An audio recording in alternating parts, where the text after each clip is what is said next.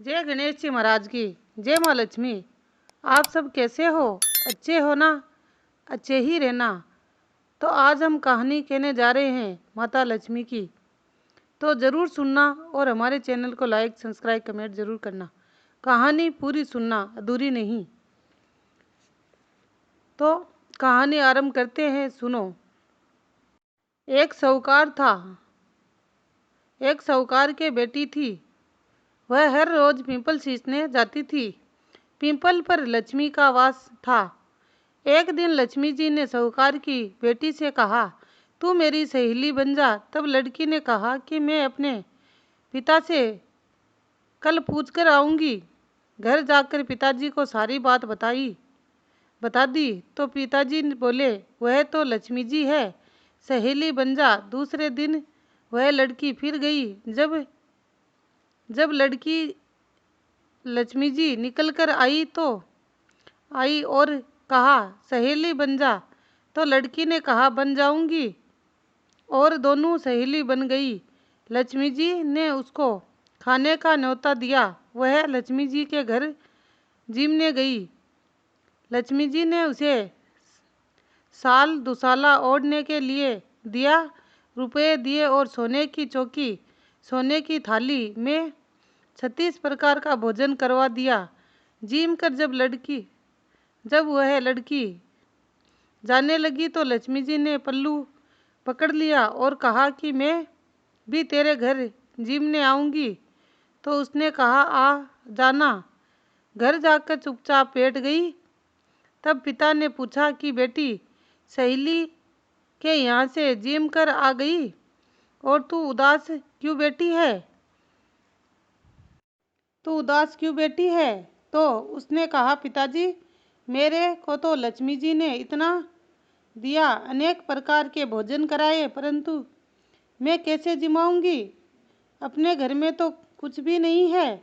फिर पिता ने कहा कि जिमा देंगे, परंतु तू गोबर और मिट्टी से चौका दे, सफाई कर ले और थाली सजा, दिया जलाकर लक्ष्मी का नाम लेकर रसोई में बैठ जा। लड़की ने सफाई करी और गोबर और मिट्टी से चौका देने के बाद में बैठ गई। उसी समय एक रानी नहा रही थी। उसका उस रानी का नौलखा हार चील उड़ाकर ले जा रही थी। इतने में उसे मरा हुआ सर्प दिखा तो वह सर्प के पीछे गई और हार वहां डाल गई। उसने हार उठाया और हार को लेकर बाजार में गई, सामान लाने लगी। सुनार ने पूछा कि क्या चाहिए? तब उसने कहा कि सोने की चौकी, सोने का थाल, साल और दुसाला दे दो, मोहरे दे दो और सारी सामग्री दे दो। 36 प्रकार का भोजन हो जाए, इतना सामान दे दो। सारी चीजें लाकर बहुत तैयारी करी और रसोई बनाकर तब गणेश जी ने कहा, लक्ष्मी जी को बुलाया है, लक्ष्मी जी को बुलाओ। आगे आगे गणेश जी और पीछे पीछे लक्ष्मी जी आई। उसने फिर चौकी डाल दी और कहा, सहेली चौकी पर बैठ जा। लक्ष्मी जी ने कहा, सहेली चौकी पर तो मैं राजा के घर भी नहीं बैठती। साहूकार की बेटी ने कहा कि मेरे यहाँ तो बैठना ही पड़ेगा। फिर गणेश जी और लक्ष्मी